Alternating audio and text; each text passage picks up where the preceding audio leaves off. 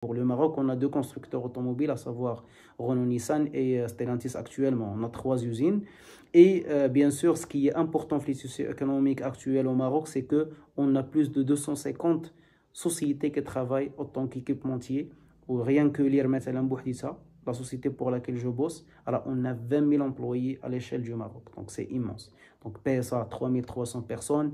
Bientôt, ils seront à 4500 à 5000 personnes. Et Renault, ils sont à l'ordre de 8000 salariés, donc ce qui est vraiment immense. Donc, d'abord, on va commencer la partie de l'entretien d'embauche. Bien sûr, donc si on s'accorde sur une approche un peu procédurale du process de l'emploi ou bien de l'entretien d'embauche, bien sûr, l'entretien d'embauche, il commence dès l'appel téléphonique. OK? Donc, bien sûr, le background, je vous ai expliqué comment ça se passe, le tri des CV, etc. Une fois que vous êtes shortlisté, vous êtes avec les 5 ou les 6 ou les 7 CV chanceux auxquels on aura affaire au niveau du process, donc on vous appelle. Donc, la première des choses, c'est qu'au niveau du CV, essayez de mettre plus qu'un numéro de téléphone, s'il vous plaît. Donc, au moins, dire deux numéros de téléphone, au cas où, كنت في البحر طاح لك تليفون في الماء او لا je ne sais pas téléphone طفى décharge je ne sais pas quoi, au moins on appelle une autre personne, l'autre personne il vous avise, vous appelez la société et vous avez votre opportunité intacte. Donc première des choses, c'est qu'on va vous appeler, هذا كيتسمى l'entretien téléphonique. Donc le type des entretiens, il y en a plusieurs. Donc, il y a l'entretien téléphonique, il y a l'entretien technique, il y a l'entretien RH. L'entretien, il peut être individuel et il peut être un entretien de comité ou là, de groupe, etc., etc. Donc, là, je suis en train de vous parler de l'entretien téléphonique. Là, il faut faire vraiment, vraiment attention. Il faut vraiment être en situation d'écoute active parce qu'il faut vous pouvez commettre des erreurs qui peuvent être fatales par rapport au process. Donc, lorsqu'on vous appelle, toujours, donc juste, je viens d'être diplômé, je prépare une présentation. OK? Donc, un petit script très, très rapide de 20 secondes. OK? Donc, je peux être contacté par n'importe quelle société à tout moment. Donc, bonjour, est-ce que vous avez 5 minutes? Donc, si vous avez un peu de temps, vous dites oui. Après, si vous êtes pas prêt, il ne faut pas rater l'occasion. Il n'y a rien de mal à dire, s'il vous plaît, est-ce que vous pouvez me rappeler dans 1 heure? Il n'y a pas de souci. Donc, ça donne une bonne image de vous, que vous êtes une personne organisée et que c'est très bien ce qu'il est en train de faire.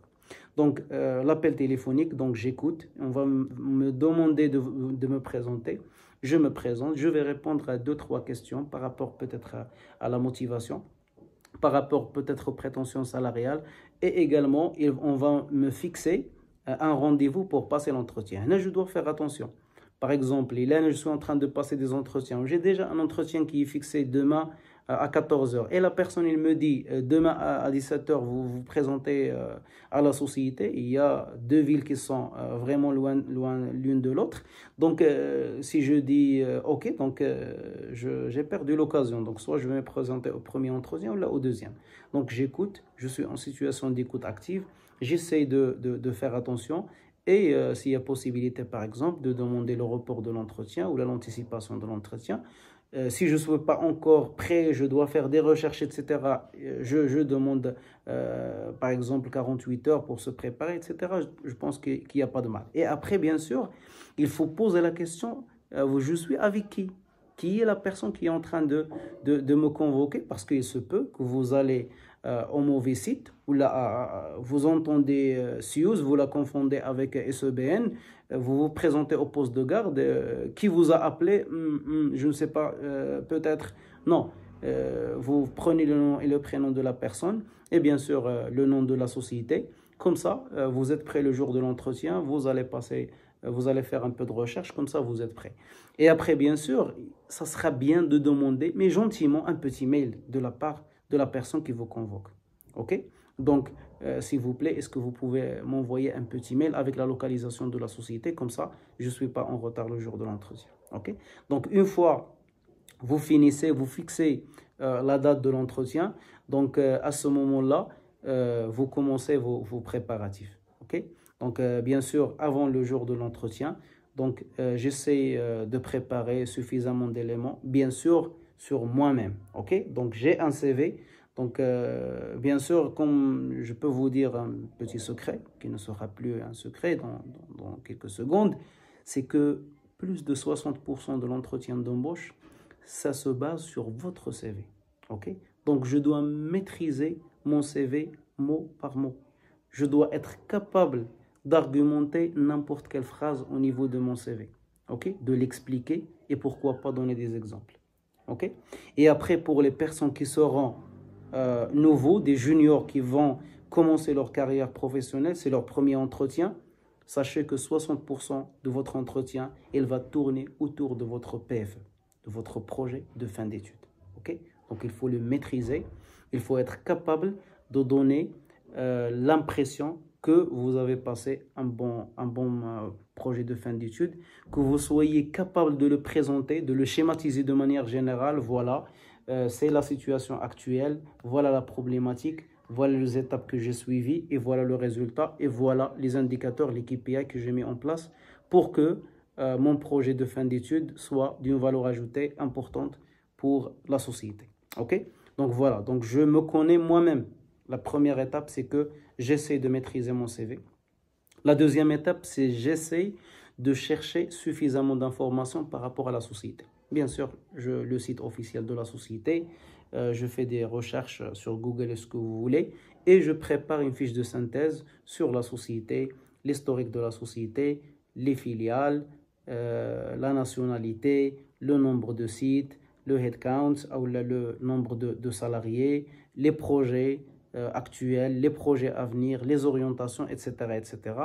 Parce que c'est inévitable, on va vous poser la question, qu'est-ce que vous connaissez de notre société? Et bien sûr, durant les questions, on va vous poser des questions. Le plus vous connaissez la société, le plus vous connaissez le secteur d'activité, le mieux seront vos réponses. Ils colleront avec l'environnement, avec la culture, avec les rouages, avec le jargon qu'utilise la société. OK? Et il y a un troisième point qu'il faut préparer. Donc, il faut se connaître, il faut connaître la société et il faut également connaître l'entretien d'embauche. Parce que, je ne vous cache pas, il n'y a pas de secret. L'entretien d'embauche, c'est un process qui est vraiment standard. Il se passe presque de la même façon. Donc, il n'y a pas de raison à ce que je me présente au niveau de l'entretien d'embauche et je commence à me surprendre dans n'importe quelle question que peut me poser le recruteur. Donc, un entretien d'embauche, de manière générale, vous allez vous présenter. Donc, la première des choses, c'est, en grande majorité, c'est présentez-vous. OK? Après, bien sûr, on va partir sur votre formation. Pourquoi vous avez choisi telle école, pourquoi vous avez choisi telle spécialité, quelles sont les matières principales que vous avez étudiées, quelques questions par rapport aux matières principales qui sont en relation avec l'emploi que vous allez quitter, que vous allez, occuper. Après, bien sûr, quelles sont vos motivations, pourquoi vous voulez postuler à cette société, quelques questions par rapport à la société elle-même, comme j'ai dit. Après, quelles sont vos faiblesses, quelles sont vos qualités et pourquoi on va vous choisir vous et pas une autre candidate ou un autre candidat. Et est-ce que vous avez des questions? Donc, les questions, ils sont connus, standards, tout le monde le connaît. Et bien sûr, sur YouTube, vous pouvez trouver une multitude de vidéos qui traitent n'importe quelle question. Donc, il n'y a pas de raison pour que la personne soit surprise lors de l'entretien d'embauche par ce type de questions. Bien sûr, comme je vous ai dit, si on n'a pas d'urgence, donc bien sûr, vous passez l'entretien téléphonique, c'est un entretien de présélection. Donc, pourquoi j'ai cité la prétention salariale? Peut-être vous avez cette question en tête. Donc, bien sûr, les prétentions salariales, c'est vraiment vers la fin du process, mais des fois, le recruteur, il est dans une situation de présélectionner les candidats. Donc, si vous demandez 18 000 dirhams alors que le budget de poste, c'est 12 000 dirhams, 14 000 dirhams, grand max, donc c'est sûr qu'on ne va pas vous retenir. Okay? Et si vous avez cette idée, si vous avez suffisamment d'informations par rapport à cette société, vous dites que je peux m'aligner avec votre grille salariale, mais je propose à ce que je me présente déjà et après on verra la question salariale après. Ça ne va pas marcher à tous les coups, mais vous essayez quand même. Okay? Donc après, bien sûr, l'entretien téléphonique, vous pouvez passer l'entretien technique d'abord, donc la validation technique de votre acquis, de ce que vous avez étudié, etc. Donc, bien sûr, on ne peut pas vous passer l'entretien RH avant que vous soyez validé techniquement. Donc, l'automatisme, c'est le responsable automatisme, c'est le responsable maintenance des fois, c'est le directeur d'usine des fois qui vous passe l'entretien technique. Donc, ils essaient de vous poser des questions sur tout ce qui concerne, bien sûr, votre métier.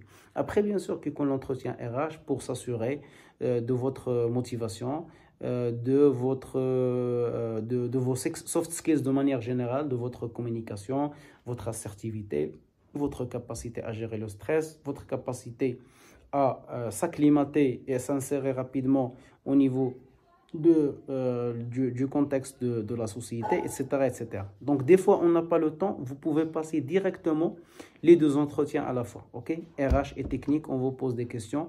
Donc, il faut s'adapter et il faut essayer de répondre à chaque question. Des fois, on passe un entretien de groupe. OK? Donc, il se peut que vous aurez 5 personnes, 6 personnes devant vous et vous essayez d'échanger en fonction de chaque question. OK? Donc, bien sûr, il faut venir suffisamment en avance à la société. Il y a des fois des candidats qui, par méconnaissance, par paresse, je ne sais pas quoi, ils arrivent des fois en retard à l'entretien d'embauche. Et sachez que des fois, ça joue vraiment de manière... ça ne joue pas dans votre faveur. Des fois, si vous arrivez en retard, les personnes, on a dit que first impressions last, donc les premières impressions, elles restent. Donc, si jamais vous êtes en retard et le RH, il vous remarque, sinon votre manager, il y a un type de manager qui est très, très exigeant. Donc, je crois qu'il peut prendre la décision avant que les entretiens soient faits et que la posture, le mindset avec laquelle ils vont discuter avec vous au niveau de l'entretien, ça sera plutôt le bad flic que le good flic ou autre. OK?